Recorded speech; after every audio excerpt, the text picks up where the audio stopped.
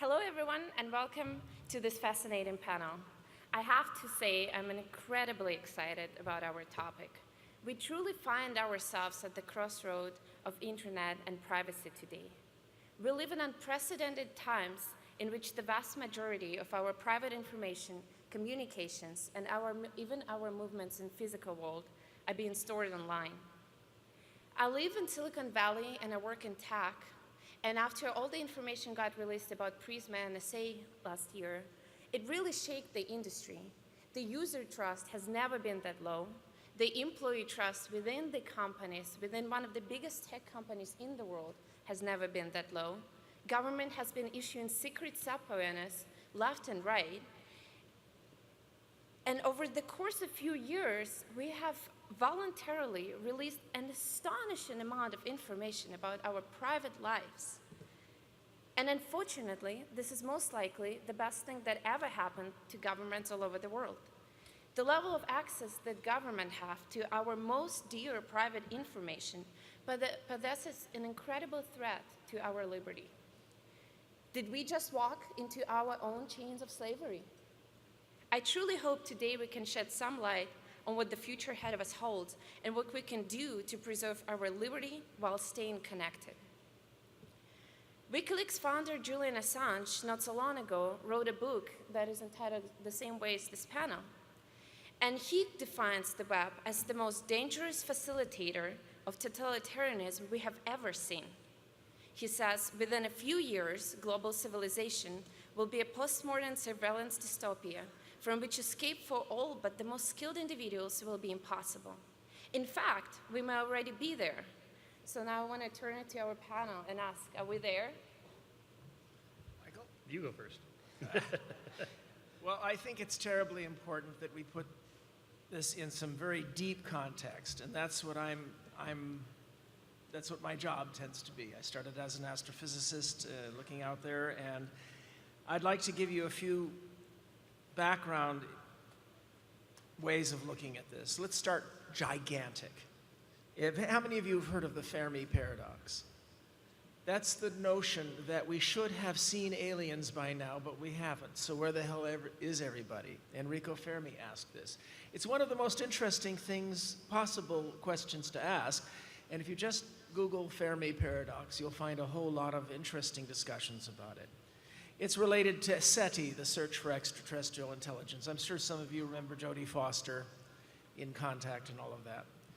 Well, it's a fundamental question because we have been discovering 15 years ago we knew of no planets outside our solar system. Now we know of thousands because together we sent out spacecraft that have discovered this about the universe, this fundamental thing. So planets aren't rare. So where is everybody?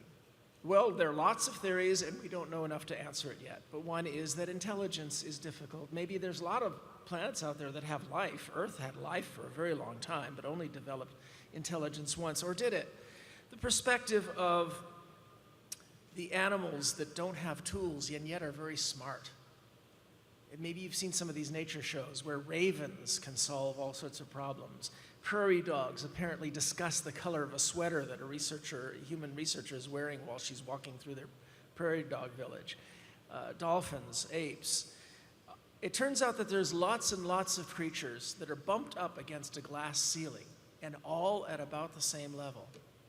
Now, we shattered through this glass ceiling a million years ago, and boy did we shatter through. All we needed to be gods of this planet, to control this planet, was what primitive hunter-gatherers had.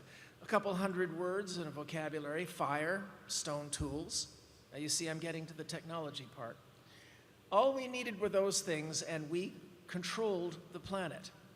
So why did we overshoot so far beyond that?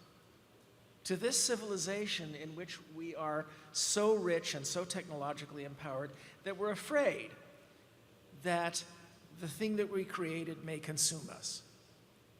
This is a very, very basic, big picture.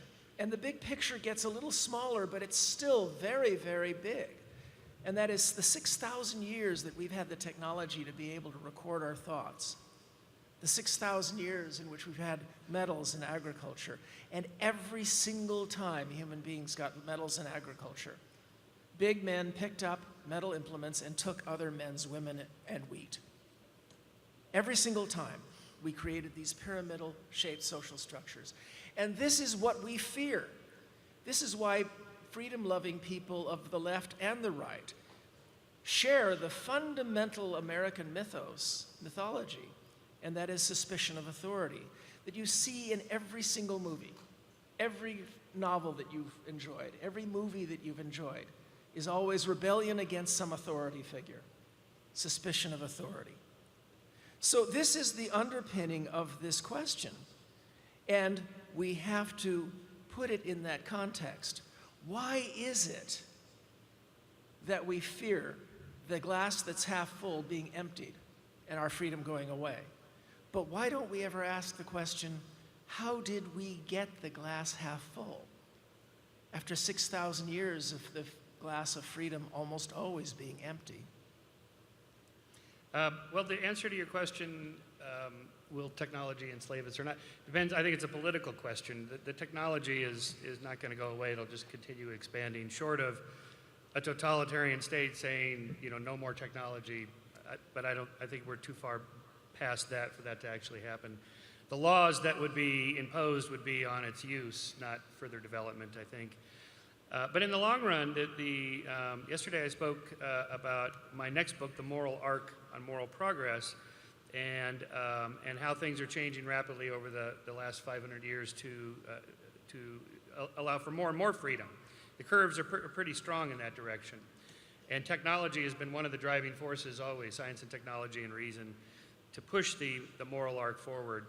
And in my last chapter, which I call Protopia, I make some projections based on essentially your question. That is, it's a neologism coined by Kevin Kelly, the founder of Wired magazine, who writes about these kinds of questions. And his idea of protopia versus utopia is just small incremental improvements, just tiny little changes day by day that just make life a little bit better for a few more people and a few more places progressively into the long-term future. So I like that idea because there we can have, so instead of thinking of going from automobiles in the 1950s to flying cars, which is what people were talking about in the 1950s, instead of that kind of leap, just think of how cars have improved incrementally every year, every model, disc brakes, power steering, air conditioning, a radio, satellite radio, computers, nav systems, and before you know it, you have a super smart car, but not in some utopian way, just incrementally, step by step,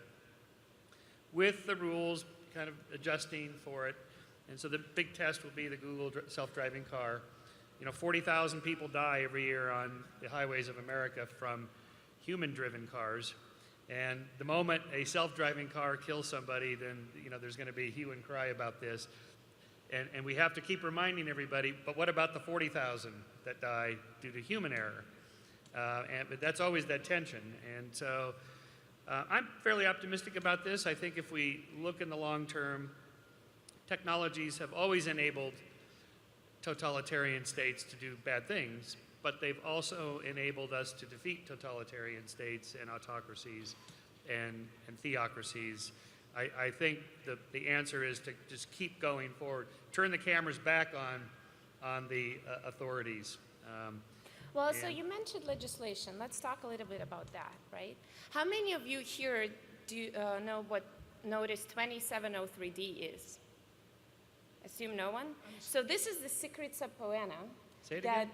It's Notice 2703D. It's a secret subpoena that companies like Google, Microsoft, Yahoo, Box receive all the time. And if they ever speak out about that, they will get imprisoned. They can't talk about it. Then there is also administrative subpoena that is lower than a search warrant, so that doesn't need a court approval as well. And you also can't talk about that.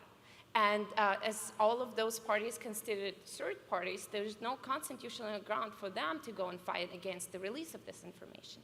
So when we talk about laws and figuring it out legislatively, who's going to be drawing the line? It's politicians who are going to be drawing the line. Are they going to be knowledgeable enough? Chances are not. So where and how do we draw that line? Well, look, we have been told a lot as part of